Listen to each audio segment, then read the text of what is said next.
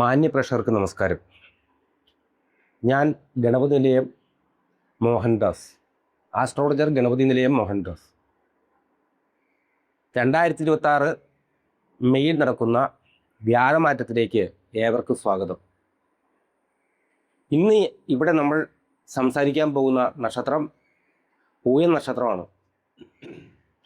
വളരെയധികം ക്ഷമാശീലവും അതുമാതിരി തൻ്റെ ജീവിത കാലം മുഴുവനും അധികവും മറ്റുള്ളവർക്ക് വേണ്ടി ത്യാഗം ചെയ്യുന്ന നക്ഷത്രക്കാരാണ് പൂയം നക്ഷത്രക്കാർ.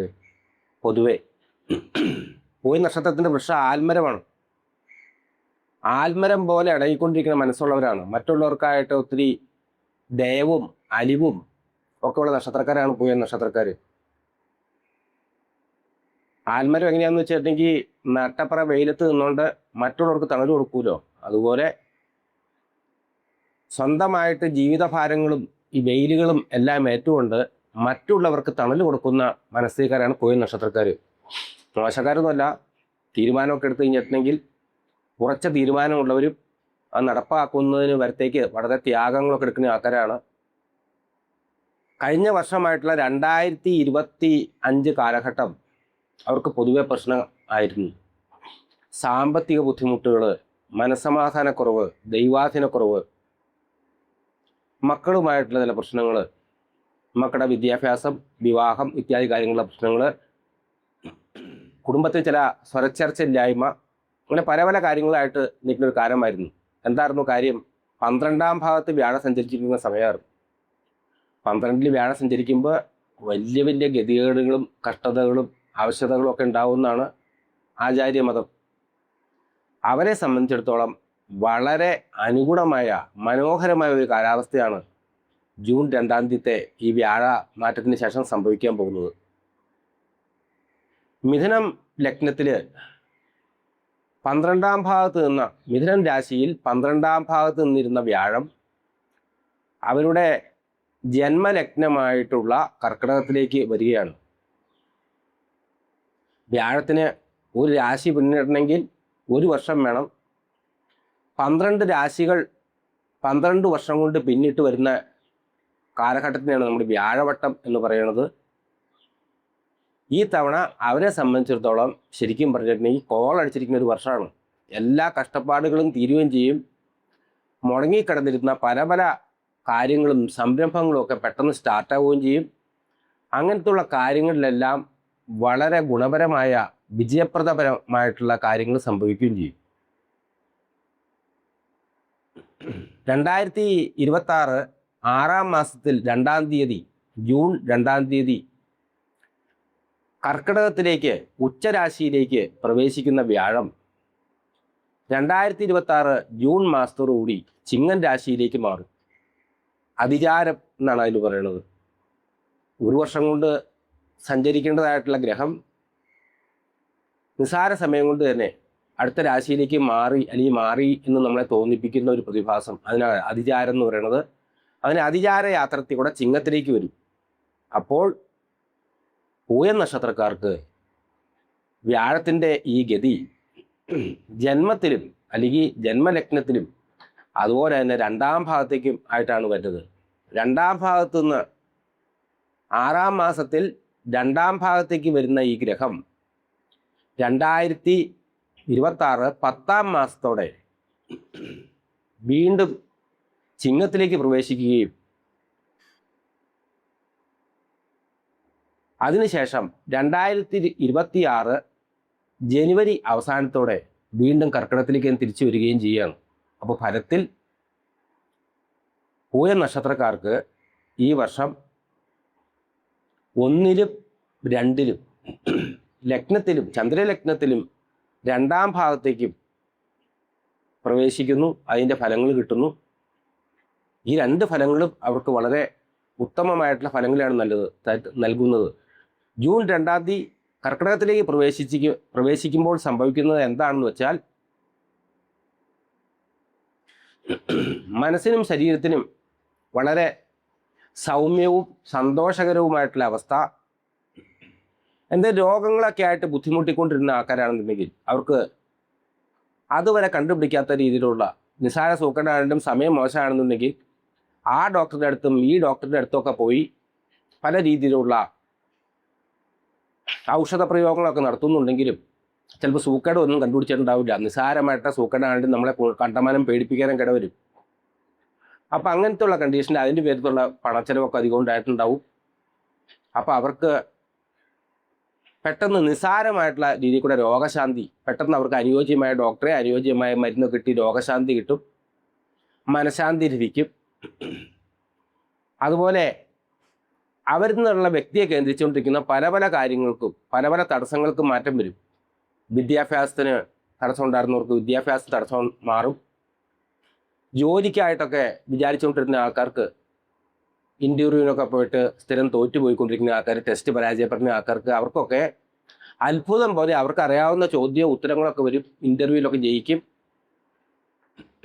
അതുപോലെ മക്കളെക്കുറിച്ചുള്ള വിഷമം ഞാൻ പറഞ്ഞല്ലോ, കഴിഞ്ഞ കൊല്ലം 12 വ്യാഴം നിന്നിപ്പം മക്കളെക്കുറിച്ചും സാമ്പത്തികമായിട്ടൊക്കെ വിഷമം ഉണ്ടാവുമല്ലോ.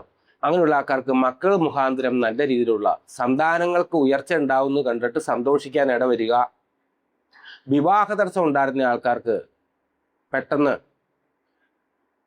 1-2 വർഷങ്ങളോ 2-3 വർഷങ്ങളോ ഒക്കെ ആയിട്ട് വിവാഹ അന്വേഷിക്കുന്ന ആൾക്കാർക്കൊക്കെ പെട്ടെന്നൊരു പെൺകുട്ടിയെ അല്ലെങ്കിൽ ഒരു ആൺകുട്ടിയൊക്കെ പെട്ടെന്ന്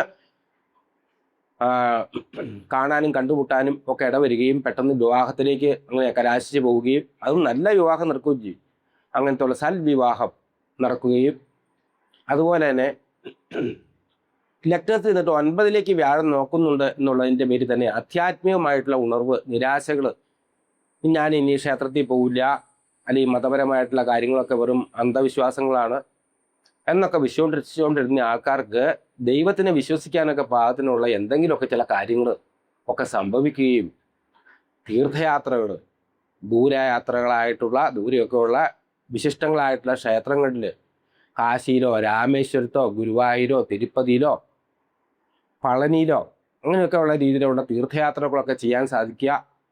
അതുപോലെ എല്ലാ രീതിയിൽ കൂടെയും എൻ്റെ ജീവിതത്തിൽ ഇത്ര നാളും ഉറങ്ങിക്കിടന്നിരുന്ന പല പല കാര്യങ്ങൾക്കും ഉണർവും സന്തോഷമൊക്കെ ഉണ്ടായി, ഞാൻ പെട്ടെന്ന് രക്ഷപ്പെട്ടു എന്നൊരു തോന്നലുണ്ടാവും. ശേഷം 10ാം മാസത്തോടെ വ്യാഴം 2ാം ഭാവത്തേക്ക് വരും. ചന്ദ്രാൽ 2 എന്ന് പറഞ്ഞ സ്ഥാനത്തിൻ്റെ പ്രത്യേകിച്ച് എന്ന് വെച്ചിട്ടുണ്ടെങ്കിൽ അതിൻ്റെ പ്രധാന കാര്യം വിദ്യാധനം വാക്കെന്നുള്ളതാണ്. വിദ്യാഭ്യാസത്തിന് ആയിട്ട് നടക്കുന്ന വിദ്യാർത്ഥികൾക്ക്, അതേമാതിരി അധ്യാപകർക്ക്, വിദ്യാഭ്യാസവും ആയിട്ട് ബന്ധപ്പെട്ട ഉദ്യോഗത്തിനുള്ളവർ, സ്കൂള് കോളേജ് അവിടെയൊക്കെ ജോലി ചെയ്യണവർക്ക്, ഇവർക്കൊക്കെ ഈ 2ാം ഭാഗത്തേക്കുള്ള വ്യാഴത്തിൻ്റെ സ്ഥാനമാറ്റം വളരെ നല്ലതാണ്. ഇനി ഞാൻ പഠിക്കണമെന്നില്ല, എൻ്റെ പഠിത്തമൊക്കെ തീർന്നു, അല്ലെങ്കിൽ നമ്മുടെ കോഴ്സുകൾ നമുക്ക് ഉദ്ദേശിക്കുന്ന രീതിയിലുള്ള കോഴ്സുകളൊന്നും കിട്ടിയിട്ടില്ല എന്നൊക്കെ പരാതി പറഞ്ഞവർക്ക് ഇഷ്ടപ്പെട്ട കോഴ്സുകൾ പഠിക്കാൻ, അവർക്ക് ഇഷ്ടപ്പെട്ട ഐച്ഛിക വിഷയങ്ങൾ ലഭിക്കാനുള്ള സാധ്യതകൾ, പഠിത്തത്തിലൊരു മുരടിപ്പും മടിപ്പും ഒക്കെ ഉണ്ടായിരുന്ന ആൾക്കാർക്ക് വലിയ കാര്യമൊക്കെ ആയിട്ട് കാശൊക്കെ മുടക്കി വിദ്യാഭ്യാസത്തിന് ചേർന്നു, ലാസ്റ്റ് ഒരു മടുപ്പും അതേമാതിരി ക്ഷീണവും അരസതയും മടിയും ഒക്കെ ആയിട്ടുള്ള ആൾക്കാർക്കൊക്കെ പെട്ടെന്ന് പഠിക്കാനും പഠിച്ച കാര്യങ്ങളൊക്കെ ഓർമ്മ നിൽക്കാനും പരീക്ഷയ്ക്കൊക്കെ പഠിച്ച കാര്യങ്ങൾ തന്നെ വരാനും ഉയർന്ന അക്കാദമിക് ഡിഗ്രികളും അവാർഡുകളൊക്കെ മേടിക്കാനും അല്ലെങ്കിൽ അതുപോലുള്ള കാര്യത്തിനൊക്കെ ആയിട്ട് ഇടവരും. തടസ്സപ്പെട്ടുകൊണ്ടിരുന്നായിട്ടുള്ള ബിസിനസ്സുകൾ, എന്തെല്ലാം ചെയ്തിട്ടും കടം മേടിച്ചും ലോൺ എടുത്തൊക്കെ ആയിട്ട് എന്തെല്ലാം ചെയ്തിട്ടും മുടങ്ങിക്കിടക്കുന്ന കച്ചവട സ്ഥാപനങ്ങൾ, കടകമ്പോളങ്ങളൊക്കെ നടത്തുന്നവർക്ക് പ്രത്യേകിച്ചും പെട്ടെന്ന് എന്തൊരു അത്ഭുതമായി പോയി, ഇപ്പം നല്ല കച്ചവടം വന്നല്ലോ എന്ന് തോന്നിക്കുന്ന മാതിരിയുള്ള കച്ചവടവും കാര്യങ്ങളൊക്കെ വരും. പൊതുവെ നമ്മളൊന്നും പറഞ്ഞാൽ നമ്മുടെ വാക്കിനൊന്നും ആരും ഒരു വിലയും കൊടുക്കാണ്ടിരുന്ന ആൾക്കാർ, സ്വന്തക്കാരെ, കുടുംബക്കാരെ, മക്കൾ, ഇവരൊക്കെ നമ്മുടെ വാക്കിന് വില കൊടുക്കേണ്ടതായിട്ടുള്ള കാര്യങ്ങൾ, അല്ലെങ്കിൽ അച്ഛൻ പറഞ്ഞാൽ മക്കൾ കേൾക്കണേ, അല്ലെങ്കിൽ അമ്മ പറഞ്ഞാൽ മക്കൾ കേൾക്കണമാതിരി ഒരു കാര്യം വരും. വീട്ടിൽ മാത്രമല്ല, പുറത്തേക്ക് പറഞ്ഞു കഴിഞ്ഞാലും നമ്മൾ പറയുകയോ കാര്യങ്ങളൊക്കെ ചെയ്യണതിനൊക്കെ ആൾക്കാർ വളരെ മറ്റുള്ളവരിൽ നിന്ന് നല്ല രീതിയിലുള്ള ഒരു ബഹുമാനവും ആദരവും ഒക്കെ ലഭിക്കാൻ ഇടയാവും. അപ്പം അങ്ങനെ പൊതുവെ ചുരുക്കത്തിൽ പറഞ്ഞു കഴിഞ്ഞിട്ടുണ്ടെങ്കിൽ പുത്രസുഖം, വ്യാഴം പുത്രകാരകനാണ്. പുത്രന്മാരെ കൊണ്ട് സന്തോഷിക്കാൻ ഇടവരും. പുത്രന്മാരെ അല്ലെങ്കിൽ മക്കളെ കൊണ്ട് അവരുടെ ഉന്നതികളും അവർക്കുണ്ടായ ഉണർവും അല്ലെങ്കിൽ അവരുടെ സൽഗുണങ്ങളൊക്കെ കണ്ട് സന്തോഷിക്കാൻ ഇടവരിക. അതുപോലെ മറ്റേ ഈ വ്യവസായ കച്ചവട സ്ഥാപനങ്ങളിലൊക്കെ ഉണർവ് വരിക. മനസ്സിന് സന്തോഷം ഉണ്ടാവുക, പെട്ടെന്നൊരു ദൈവാധീനം കൈവന്നതായിട്ട് തോന്നുക, കിടന്നതായിട്ടുള്ള ലോണ് അതേമാതിരിയുള്ള കാര്യങ്ങളെല്ലാം ഉഷാറായിട്ട് വരിക, മൊത്തത്തിൽ ഈശ്വരൻ്റെ സാന്നിധ്യം, ദൈവം നമ്മുടെ വിളിയൊക്കെ കേൾക്കേണ്ടെന്നൊരു തോന്നൽ വരിക, ഇതൊക്കെയാണ് ആയില്യം നക്ഷത്രക്കാർക്ക് പൊതുവെ ഉണ്ടാവുന്നത്. അപ്പോൾ വ്യാഴത്തിൻ്റെ വരവെന്ന് വെച്ചിട്ടുണ്ടെങ്കിൽ വളരെ ഇതായിട്ട് ആത്മാർത്ഥമായിട്ട് നമ്മൾ സ്വീകരിക്കണം. നമ്മുടെ ജീവിതത്തിലേക്ക് വളരെ ദൈവികമായിട്ടൊരു കാര്യം വരികയാണ്. അപ്പോൾ അതിനുള്ള വഴി എന്താണ് എന്ന് വെച്ചിട്ടുണ്ടെങ്കിൽ പ്രധാനമായിട്ട് ഈശ്വരവിശ്വാസം അല്ലെങ്കിൽ ആത്മീയമായിട്ടുള്ള കാര്യങ്ങളിൽ കുറച്ചൊക്കെ നമ്മൾ കൂടുതൽ ശ്രദ്ധ ചെലുത്തണം. വ്യാഴം സർവേശ്വരകാരകനാണ്. ഏത് ദൈവത്തിനെ ഭജിച്ചാലും വ്യാഴത്തിൻ്റെ പ്രീതി ഉണ്ടാവുന്നതാണ് ശാസ്ത്രം. ഏത് മതത്തിൽപ്പെട്ടവർക്കും ഏത് രീതിയിലുള്ള ആരാധനകളും അവരുടെ മതത്തിൽപ്പെട്ട രീതിയിലുള്ള അവർ പഠിച്ചു വെച്ചേക്കുന്നതായിട്ടുള്ള അല്ലെങ്കിൽ അവരെ പഠിപ്പിച്ചു വെച്ചേക്കുന്നതായിട്ടുള്ള രീതിയിലുള്ള ഏത് രീതിയിലുള്ള ആരാധന കാര്യങ്ങളും ഒക്കെ വ്യാഴത്തിനെ ഉണർത്തുന്നതാണ്. ഹൈന്ദവ രീതി പറയുകയാണെന്നുണ്ടെങ്കിൽ അത് കൂടുതൽ ഇങ്ങനെ സർവേശ്വരകാരകനൊക്കെ ആണെന്നുണ്ടെങ്കിലും ഏറ്റവും കൂടുതൽ നമുക്ക് ഉപകാരം അല്ലെങ്കിൽ പെട്ടെന്നൊരു പുരോഗതി അല്ലെങ്കിൽ വ്യാഴത്തിനെ സ്വീകരിക്കാൻ തക്ക രീതിയിലുള്ള അനുഗ്രഹാദികൾ ലഭിക്കുന്നത് വിഷ്ണു ഭക്തി കൊണ്ടാണെന്ന് പറയുന്നത്. വിഷ്ണു പൂജ നടത്തുക, ദേവീ പൂജ നടത്തുക, സർപ്പപൂജ നടത്തുക, ധർമ്മദൈവങ്ങളെ അങ്ങനത്തുള്ള ആൾക്കാരെയൊക്കെ വേണ്ടതിൽ വിചാരിക്കുക. അതുപോലെ ഉള്ള കാര്യങ്ങൾ ഇപ്പോൾ ഏതൊക്കെ ദൈവങ്ങൾ ഇപ്പോൾ സഹായിച്ചു കഴിഞ്ഞാലും ധർമ്മദൈവത്തിൻ്റെ പ്രീതി വേണം. ഇപ്പോൾ ഗുരുവായൂരപ്പനെ തൊഴുതിട്ട് വന്നാലും ഗുരുവായൂരപ്പൻ തന്നെ കാര്യം നമുക്ക് കിട്ടണമെന്നുണ്ടെങ്കിൽ നമ്മുടെ ദേശനാഥൻ, നമ്മുടെ ഗ്രാമപ്രദേശത്തുള്ള ക്ഷേത്രം, അതുമാതിരി നമ്മുടെ ധർമ്മദൈവം അവിടെയും കൂടി പോകണമെന്നാണ് ഹൈന്ദവ രീതിയിലുള്ള കണ്ടീഷൻ.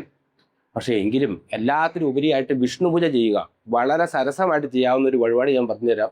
വ്യാഴാഴ്ചകളിൽ വിഷ്ണു ക്ഷേത്രത്തിൽ കൃഷ്ണൻ, രാമൻ, നരസിംഹം ഇവരെല്ലാവരും വിഷ്ണുക്കൾ തന്നെയാണ്. അപ്പോൾ നിങ്ങളുടെ അടുത്തുള്ള വിഷ്ണു ക്ഷേത്രങ്ങളിൽ കൃത്യമായിട്ട് പോയി തൊഴുകയും അവിടെ നെയ്വിളക്ക്, തുളസിമാല, ഭാഗ്യസൂക്ത പുഷ്പാഞ്ജലി, പാൽപ്പായസ നേദ്യം ഇവ നടത്തി നോക്കുക. ഒരു 2-3 ആഴ്ചകളിൽ സ്ഥിരമായിട്ട് പോയി തൊഴുകയും ഇങ്ങനെ നടത്തി നോക്കുകയും ചെയ്യൂ. നമ്മൾ പോലും അറിയാതെ പെട്ടെന്ന് ദൈവം നമ്മുടെ കൂടെ വരുന്നതായിട്ട് കാണാം. അപ്പം ഇത്രയൊക്കെ ഈ ചെറിയൊരു വേളയിൽ പറയാനുള്ളൂ. അതുകൊണ്ട് എല്ലാ പൂയം നക്ഷത്രക്കാർക്കും ഈ 2026 എന്ന് പറഞ്ഞ വർഷം വളരെ മനോഹരമായിട്ടും സന്തോഷകരമായിട്ട് ഭവിക്കട്ടെ എന്ന് ഞാൻ ജഗദീശ്വരനോട് പ്രാർത്ഥിക്കുന്നു.